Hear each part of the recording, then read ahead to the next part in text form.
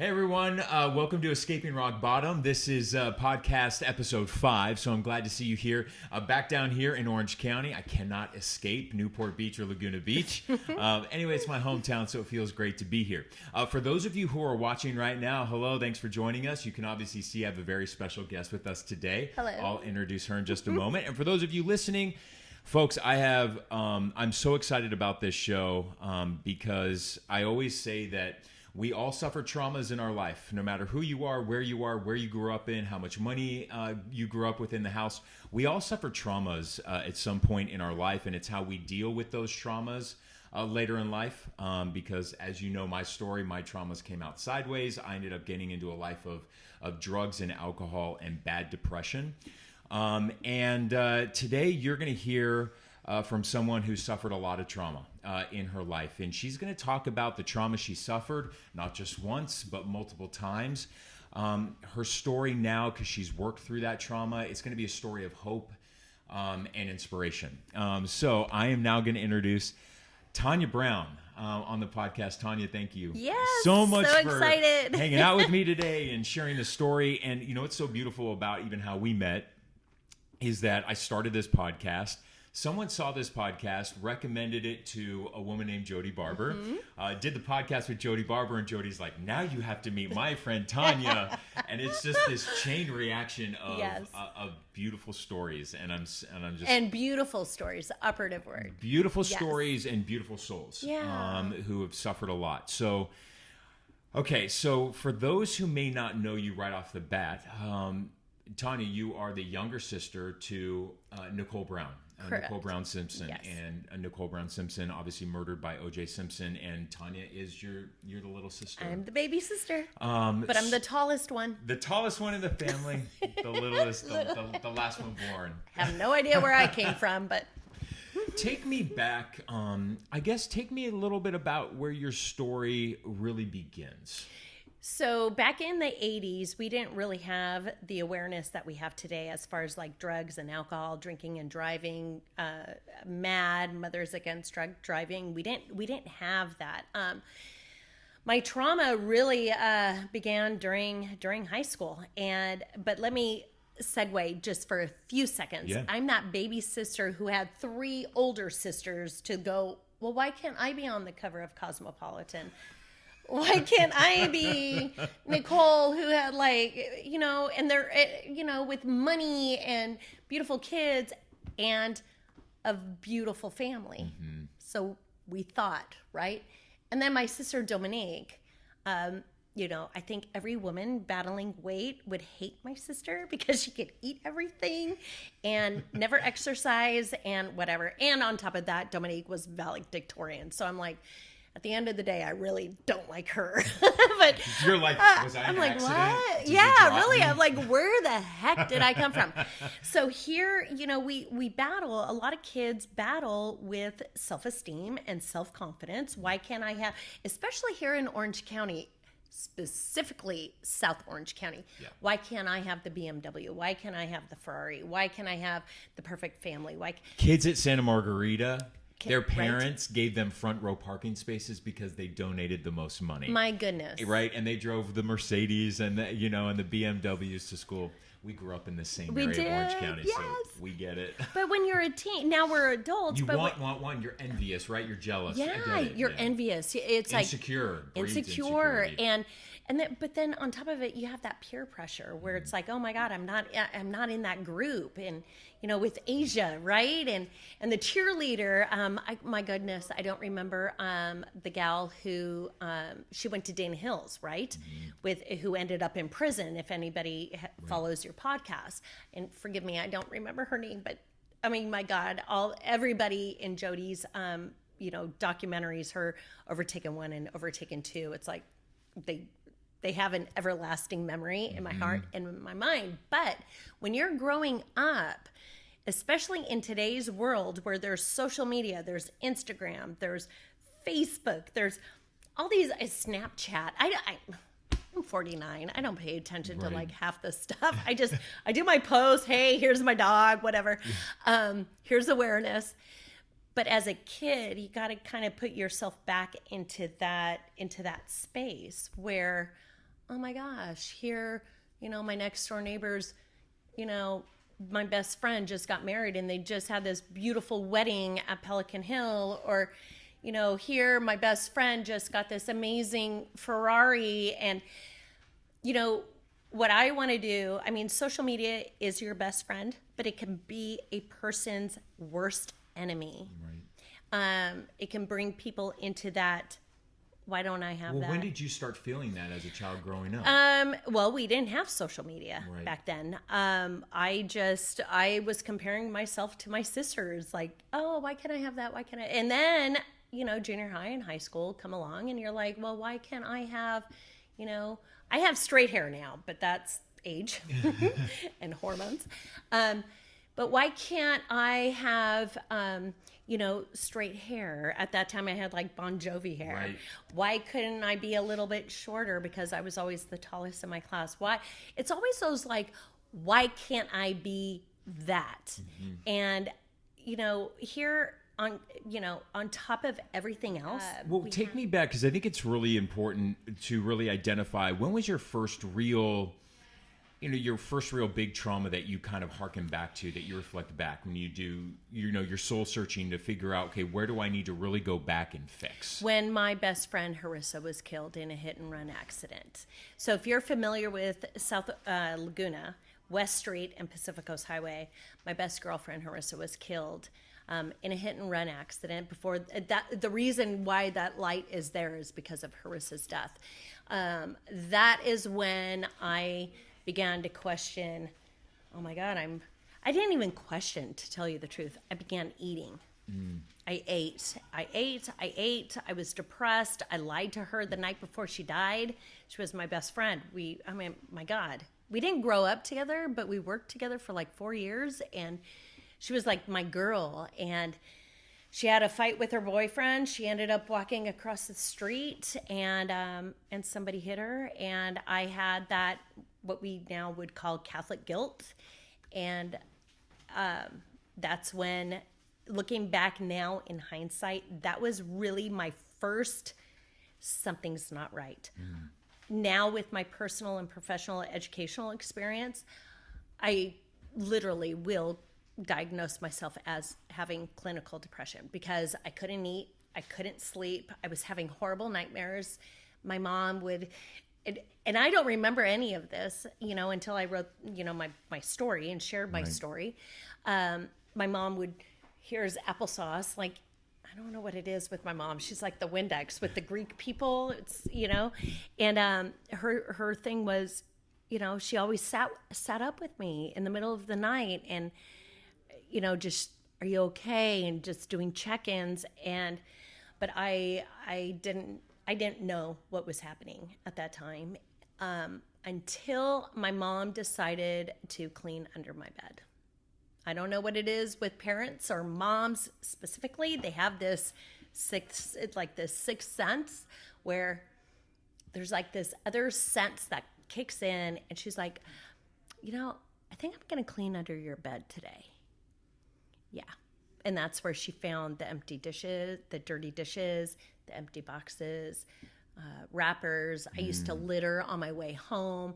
If I had, obviously we all have to work. So on the way to work, I would have my breakfast, but on the way to my job, I would throw out my evidence, right? Because that was my paraphernalia, my food, my empty boxes. And that's what I really want people to even understand as we continue on with this episode is that, a lot of the stories that we've shared in my story is drugs and alcohol. But I tell people all the time, when we have and we suffer through these traumas, and when they're untreated, we treat ourselves. And some people treat themselves to booze, some people treat themselves to pills, some to drugs.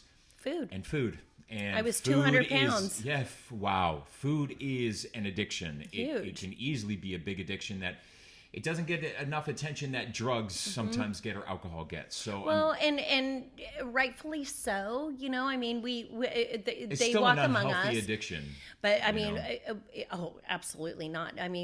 Russell Brand, right? He says we all need to fill that hole in the soul, and I love that. And I heard that when he was speaking with Oprah on Where Are They Now or something like that. And that hit me because I was like, okay, here we are. We're talking about the opioid addiction. We're talking about all, drugs and alcohol. We talk about that. And that is really, that needs to be talked about, like in the forefront of our conversation, because that is, that's big pharma. That's big. That's a big conversation.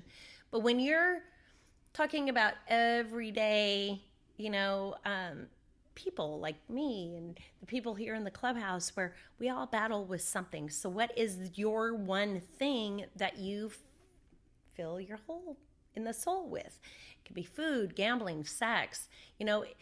My whole thing is that if you don't face the trauma, if you don't walk through that tornado of chaos as it shows up in your life, it will end up in drugs, drug addiction, alcohol addiction, food addiction, eating disorders. So that's why I'm an advocate, because I've walked through that mess. Right. I've walked through that chaos. I've walked through that one trauma. Right. That's just we're only at one trauma. I know. But that was a big one, because when Harissa was killed at West Street, it was at the time where, I was at Orange Coast College and I'm ready to go transfer to somewhere. And I'm like, where the heck am I going to go?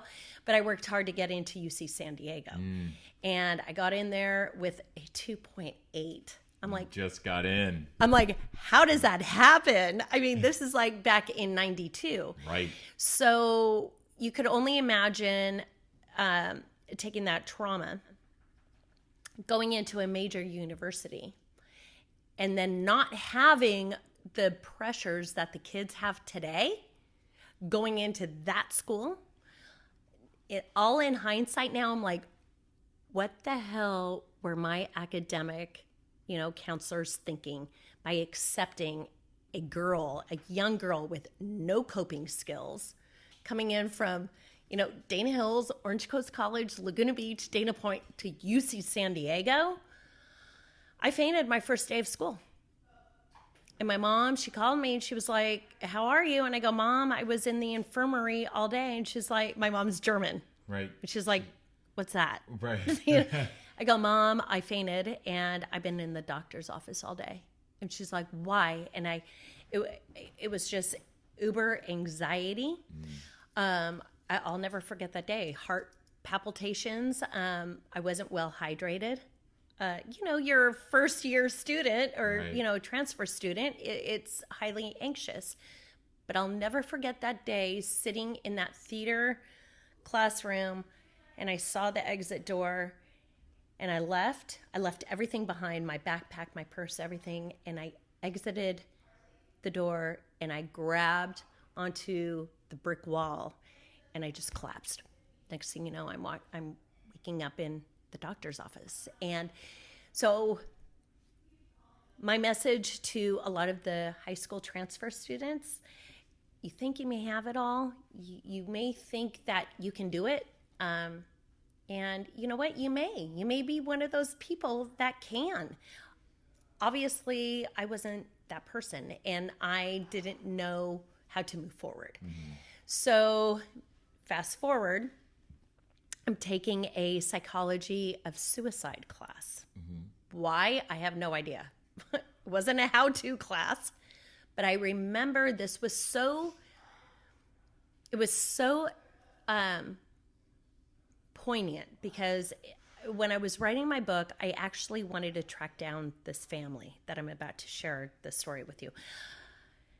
Sitting in a classroom of 400 people, listening to a mom and a dad share a story about their daughter, and behind them was this white screen of their daughter. Brunette, happy, she was in the Peace Corps, she, I think she was like the captain of like lacrosse, just a humanitarian. But I remembered her, she had this smile, and I just related to her. And her parents were sharing a story why she jumped off the Coronado Bridge. And nobody had that, nobody knew that I was having those thoughts. When I heard that family, I was like, stuff just got real, because I relate to that girl. And you know what? That could be me. Today, And so I sat back and I looked at her picture, and it was Christmas Eve. Shortly thereafter, it was Christmas Eve, and Nicole calls. All my roommates are gone. They, Santa Barbara, everybody's gone for the holiday, and I'm only 45 minutes at that time away from Laguna. And I get a call from Nicole, and she says this to me. She says, so I hear you're having a really hard time, in school. Tell me what's going on. I go, Nick, I don't know what the hell's going on, but I've tried so hard to get into the school, and it's not working, and I don't know why. And I kept saying the word why. I don't know why this isn't working. I don't know why this is happening. I don't know why I'm feeling this way. And she goes, I want you to stop. I'll never forget it. Christmas Eve. This is 1993. And she says, I want you to write this down. I'm like, okay. She goes, no, I mean it. Go get a piece of paper and a pen and write this down. And I go, all right. She says this, delete the need to understand everything. You don't need to understand everything. Some things just are. What a beautiful message from your sister. And I was like, yeah, but I'm 23 at that time. I'm going, okay, what? Yeah. Right? You got to put yourself back into my youth. Right. But it said something to me. It clicked. She goes, I want you to pack a bag. You're going to go to Laguna. You're going to go finish wrapping Christmas presents, doing whatever, and right. I'll see you tomorrow. And I go, okay. When an older sister speaks, you show up. It's like E.F. Hutton. And I did. And I share that. And my goodness, we're going on, 29, maybe 30 years later, 28 years later, I'm still sharing that quote. Even though it's so complicated, it's so simple. We try to dissect everything and ruminate, and some things just are. So that was my San Diego. But that was in 93, and I want to take us now into that second big trauma. Yeah. Obviously that was in 93 when your sister gave you what is sound advice that you're still out there preaching today. A year later is 1994. Right. So it was Mother's Day, 1994. We're in, so that's May. We're in the courtyard in our Monarch Bay home. And, we're doing girl stuff, like we're filing nails, we're doing coffee clutches, whatever. We're just being silly sisters. And then my best girlfriend, who I grew up with since I was 4 years old, she was actually the first girl that I met when we moved to Monarch Bay. I said, Danny, why don't you take a picture of us? And it was the last family photo I have. And I'll share, I'll send you a copy of that. Little did I know, a month later, something happened that really not only traumatized my life, my family's life, but really on a global level. But it didn't get to a global level until like media and all of that stuff happened. But it was June 12th, 1994. I woke up to horrific screams. Like, you can combine every horror movie you have seen all encompassed in one soul, and that was Denise screaming.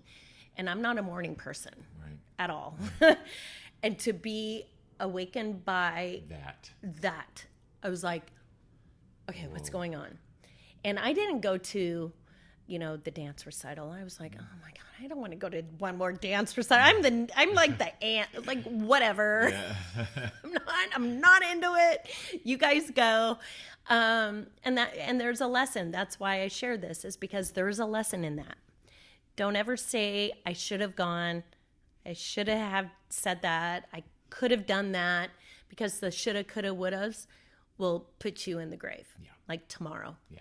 Last night, actually. And so anyway, here I am. I'm waking up to these horrific screams, and I'm like, what the hey is going on? And Sean, Denise's son, and I shared an adjacent bedroom. And so I turned the corner, and Denise was sitting on the bed with Sean. And I was like, Denise, what's going on? And she was just like white, screaming and tears. And she's like, Coco died. And I'm like, who?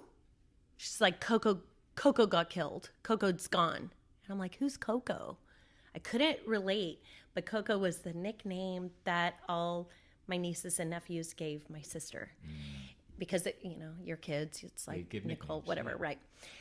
And I'm like, what? I go, no. I go, you just saw her last night. I'm like, no way. I go, no. And then, I don't know, it was just something I just saw, and I'm like, oh my God, like, what's going on? And so I walk down the hallway. I see my mom at the kitchen table with just white as like everything just zapped out of her. I can't even describe it. It was just Casper the ghost, I guess. She couldn't answer, like, Mama, is this true? Is this true? And she couldn't answer it. So I went to my dad. I went to my mom and dad's back part of the house, and I said, Daddy, I go, what's going on? And he was like this on his bathroom counter, and he was just like this. And I go, Daddy, is it true? I go, what's going on? And he goes, yeah.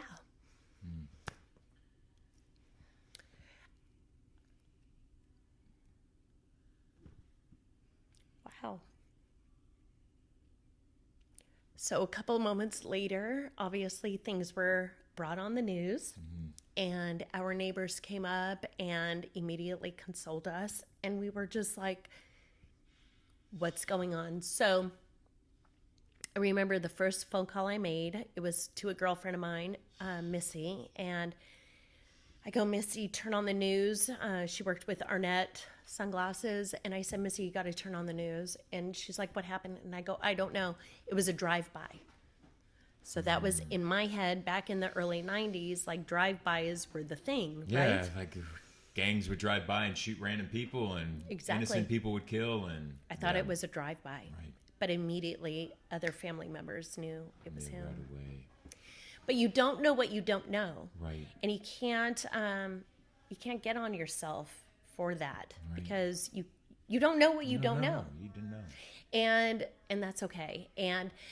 But I'll tell you, it was quite a story. And I think I was really the only one in my family that did not believe that he did this. Right. Because I was so much younger, and I wasn't, you'd almost see the evil that somebody could do. Like, it's so unbelievable. How can you say, I love you, marry somebody, and then you do this? Like, so again, I'm 10 years younger than Nicole, 12 years younger than Denise, 5 years younger than Dominique. So basically, when my family was like out to dinner, I was getting babysat. Right? Right. So I didn't see a lot of things that my family saw. And, but again, it's like fights happen, divorces happen, but you don't ever think that it would end up like this. But you were so young at the time. How did you cope then? I mean, you don't really cope. I didn't. Right? You didn't. You're so young to be... And that's the thing, right? A lot of my trauma happened when I was a young child, and I went into survival mode. Mm-hmm. And by going into survival mode, right, I buried it so deep so that I wouldn't feel and I wouldn't remember. Right. But it was untreated. So eventually, at some point in our lives, catches whether it be 20 to 30 years later, it catches up with you, and it comes out sideways and in unhealthy ways. Yeah. But when I was, chatting with you before, that wasn't even the trauma that threw you over. Nope. And everybody thinks that. Everybody thinks, like, of course, your sister, Nicole Brown Simpson, being brutally murdered by O.J. Simpson, would be the thing that spiraled you into that deep depression, into that food coma, if you will, right? Food addiction. And it wasn't. So what happened afterward that was the trauma that really did it to you? The trigger. And so that's why I really want to bring the word trigger to the forefront, because we all have them. And when pain, chaos, stress, anxiety, depression goes unaddressed, no matter what that is for you, your viewers, whoever, whatever that is for you, if it goes unaddressed, it's going to show up in really weird ways. Yep. For me, I was engaged to a man who, oh my God, for like a year and a half we were together. I don't even remember. Anyway, we're cordial. We're friendly. We're not friends, but we're friendly. And he canceled 4 days before.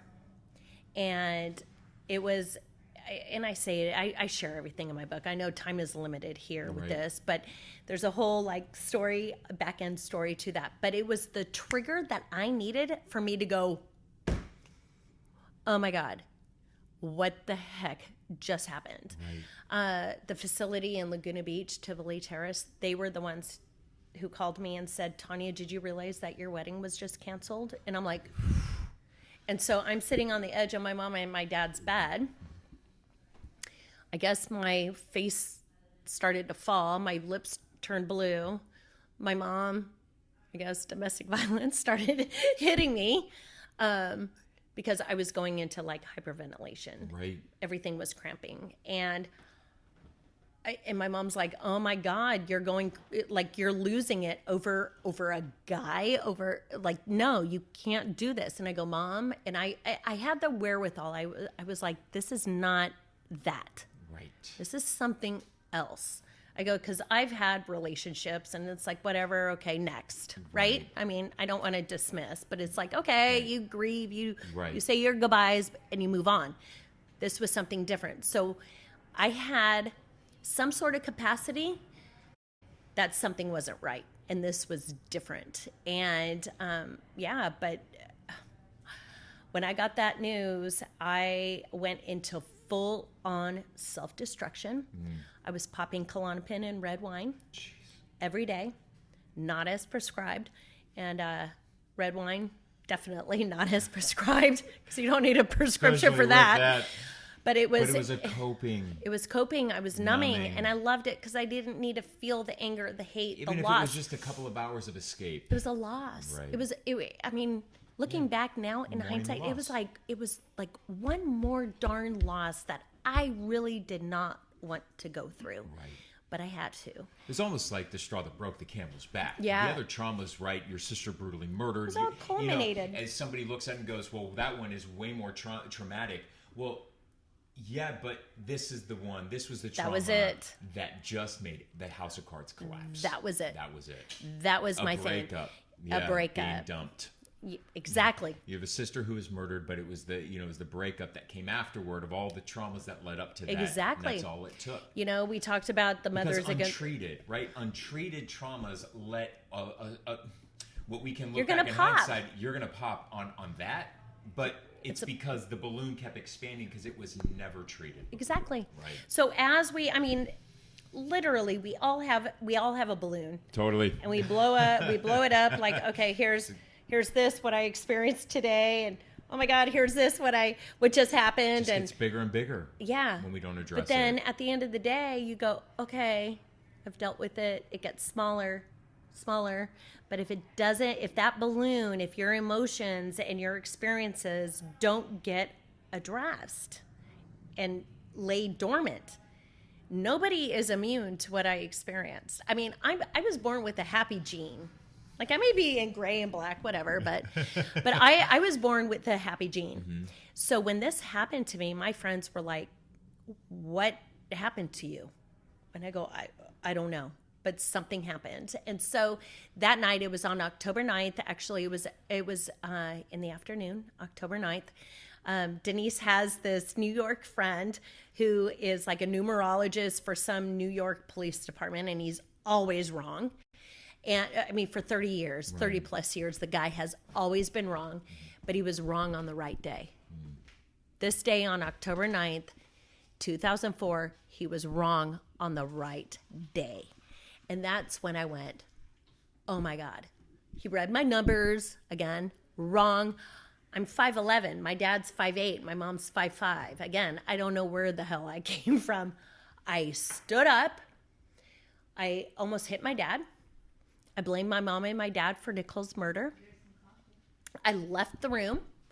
And as I was leaving, my sister Denise grabbed me by the shoulders and said, what the hell is wrong with you? And Denise, again, is kind of like E.F. Hutton, right? It's like she speaks, you listen. Yeah. she's like, what's wrong? And she's like, you need coping skills. I'm like, what are those? Like, what are coping skills? You know, the kids today are not taught coping skills. And she's very worldly. She's traveled the world at this time, being a Ford model. She's had that experience. Me, I'm like, I didn't want to go away for spring break because I thought my mom and my dad were going to die when I was in high school. So very sheltered and not having those coping skills. And I was like, whatever. And expletives were flying. I went to my bedroom and I saw the bottle of Klonopin on my left. And in my book, I show a picture of Nicole's Tiffany lamp that I knocked off my nightstand because I wanted to grab my red bottle of wine. Obviously, I was high already to begin with. And I was like, I'm done. I'm tapped out. I'm done. And poured the bottle of Klonopin, 24 pills, in my hand. And I had the red wine in my right. But as I was doing this, my sister Dominique came in and just went, what the hell are you doing? Wow.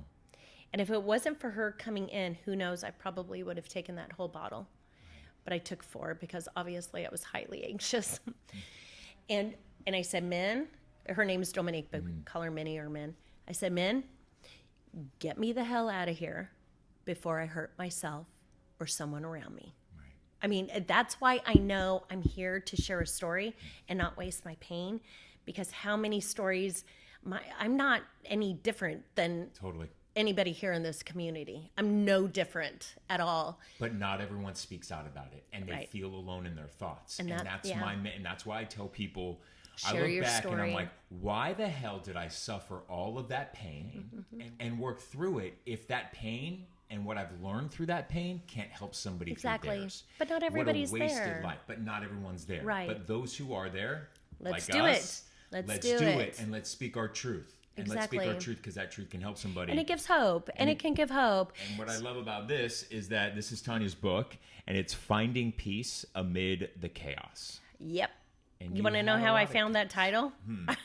So as we're going to wrap up here. Okay, I know. And there's so much. So maybe we can do it too, or and whatever. We're going to do a part 2 for sure. So I was going through graduate school, caregiving for my dad. I was a primary caregiver for my dad.